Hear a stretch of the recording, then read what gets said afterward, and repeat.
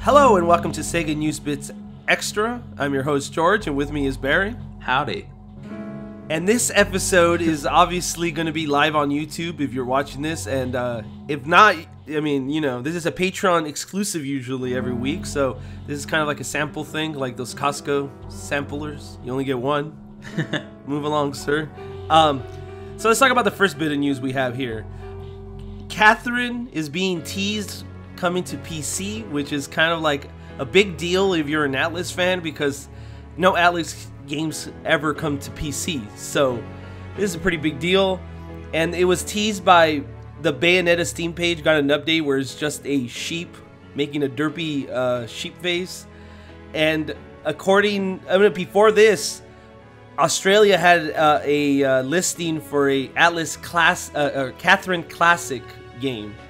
And that's how everybody thinks this is going to be the first Catherine, not the new upcoming Catherine Full Body, which is coming out for PlayStation 4. And I think Vita, I don't want to say that, I don't want to be wrong about that, but it's kind of crazy that the PlayStation Vita is still getting games and Atlas is still releasing games on it. But anyway, so Catherine Classic, if you read my news story on the front page of Sega Bits, I basically do not like the idea that they're going to release an outdated version for the PC. I think if they're going to release Catherine again, don't make it an 8-year-old version of the game. Give them Full Body, which is supposed to come out with, I think they said like 35% more content. Wow. Especially story content with more endings. So it's like, yeah, why are you giving them an outdated version? But what do you think about this announcement? Yeah, it is kind of strange. Wasn't there another Atlas release recently? The PlayStation Classic, they put the real, like, downgraded weird version of Persona on it. So it's like, yeah, I don't know, it feels like that was out of their hands, because like they also put the like worst version of Tekken 3 on there. So it's like, did Namco do that on purpose? I doubt it. I don't think any developer's like, hey, can you put a worst version of my game up on the thing? Well, it's almost like someone's forcing them to do this, and they're like, we don't want to, and so they're like, all right, we'll do it, but it has to be the original release, and they're like, fine. You know? Yeah, and you know who it is, right? It's Sega Europe, which is seeing very big success porting these Japanese games over, right? Telling Atlas Japan, oh, maybe you should do this, and then they're like very stubborn. All right, we'll do a test, and this is probably the test, and it seems like they want it to fail, to me at least. How stupid. This is actually another bit of interesting news. A long time ago, back in the mid-2000s, Sega was doing a lot of license games. One of the licenses they picked up was Aliens. And I think Sega made one or two of the best Alien games. And one of them was Alien Isolation. A lot of people like it. And today it was announced Alien Blackout, a mobile game that's supposed to be a direct sequel to Alien Isolation. Obviously has nothing to do with Sega, but this is one of my problems with Sega doing licensed stuff, right? They get a one-off character, they build it up, they make this universe, which obviously takes a lot from the original Alien, but I would say this is probably better than most Alien movies. Like, if they made a movie of Isolation and like crammed it into like 2 hours and did a really good job, I would probably like it more than the latest movies that are coming out. But now I guess this the company who owns this, Fox, yeah, is gonna capitalize on this, right? They're gonna now make Blackout the mobile game, and they're making a comic book. How do you feel about this? It is kind of weird because Sega, you know, it's Creative Assembly, but it's owned by Sega, so we're just gonna call it Sega because that's what it is. Did all this heavy lifting, they created a great game. Even if maybe they didn't create the characters and settings so much, they really presented it with a lot of love and created arguably one of the best Alien games. And then just to loot, I assume they lost the license, and then to hand it off to these other teams that it's in hindsight, it is a real waste of Sega's resources just to create a franchise that they're not going to continue with. And so, and I'm sure we'll get into this, but I'm kind of glad they're not doing as many licensed games anymore. Yeah, because like you do this work, you present this product, you even make it more relevant in the gaming space. Like before this, Alien did have some games here and there, and people were really interested in it. There was Alien vs. Predator, that was always popular back in the olden days of PC. But like for a while, there hasn't really been a big hit, and they've been trying, and Sega was the only one to like hit every nail. Even the DS game, forgot what it was called, Infection or something. Infestation. There you go. That one was still a pretty good 2D game. So it's like Sega did well. I mean, they did, out of the 3 games they released, they got 2 right. So right. And now they're basically trying to do this. I don't know if the Blackout game is going to be good. There's a lot of people that do like mobile games, but a lot of people are obviously disappointed because they wanted the sequel to be Isolation 2 and be on consoles and PC, but it is what it is. The next bit of news, Sega Amusement releases a trailer for the upcoming arcade racer ATV Slam. Tell us about this. You wrote the story. So Arcade Heroes, the website, has been talking about this game a lot. So thanks to them for following up on it, because I completely forgot that ATV Slam was going to debut at IAAPA 2018, and our own contributor Corey Maru was there, and I was like, something he's missing, because he was talking about, I played this, I played that. I realized ATV Slam was not there at the event, and so what it is a ATV racing game from Sega Amusements. We're not exactly sure who's developing it. I'm going to maybe guess like the Chinese division of Sega, who did that Golden Gun. Remember that game? Yeah. And some other arcade games, and they're doing really well. But what's cool about this one is that the seats, you sit in it, and from the sound of it, each wheel moves differently. So if you're going over a surface and the 2 front wheels go up on a ledge, you're gonna bounce forward, and then if the left wheel hits a rock, you're gonna, go to the tip to the right. So it sounds like it's very much in the kind of vein of those classic Sega arcade games where it was much more of a ride than just a game, and it sounds really cool. I see people though commenting about the graphics, saying they look bad.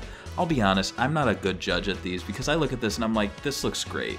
Yeah, it's not Uncharted, no, but it's like, it looks good. I don't know, what do you think? I think we talked about this on the Discord. I kind of made my message. My basic message is like, depends on what you're looking for in an arcade machine, right? Like, arcades haven't had cutting edge graphics in like, I can't even think of one game in the last 15 years of arcades that I sat down and I was like, oh my god, this is better than anything I could get at home.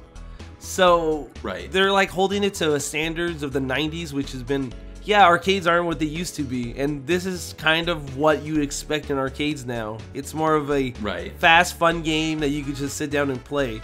If you want to play cutting edge graphics now, it's consoles now. They overtook the market.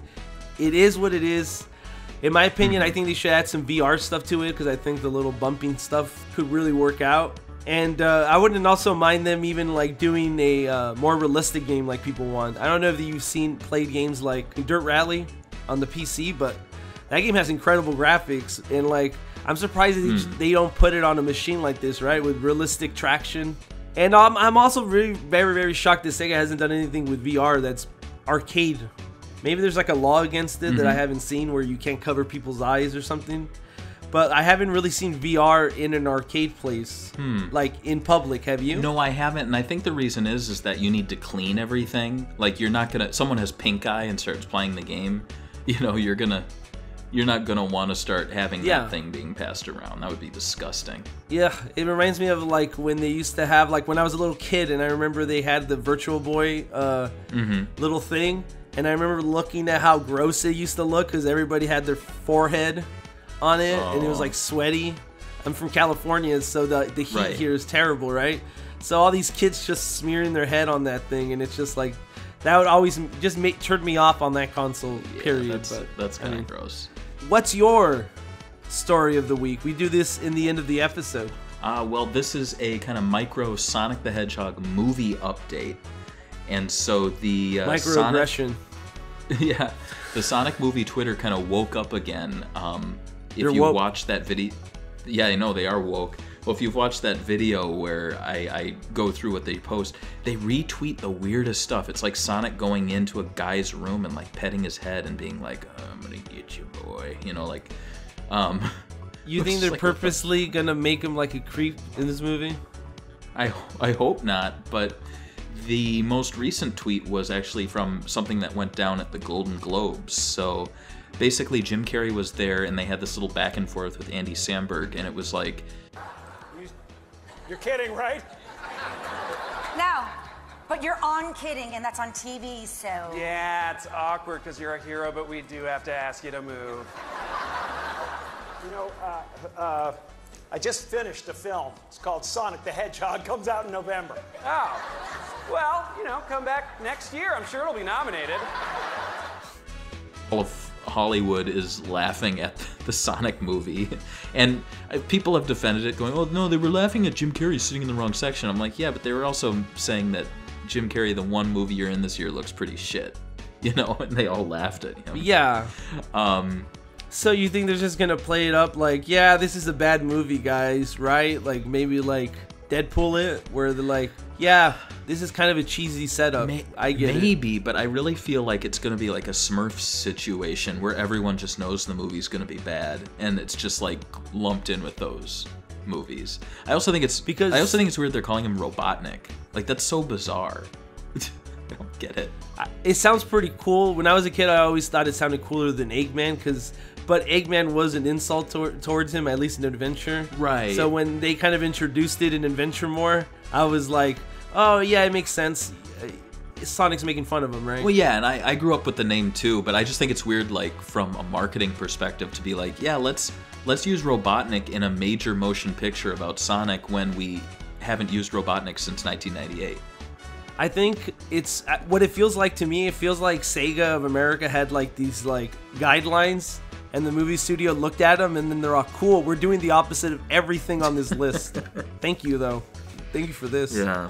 What's your story? Like. I don't have a story this week, so I guess we're just gonna end it today right here.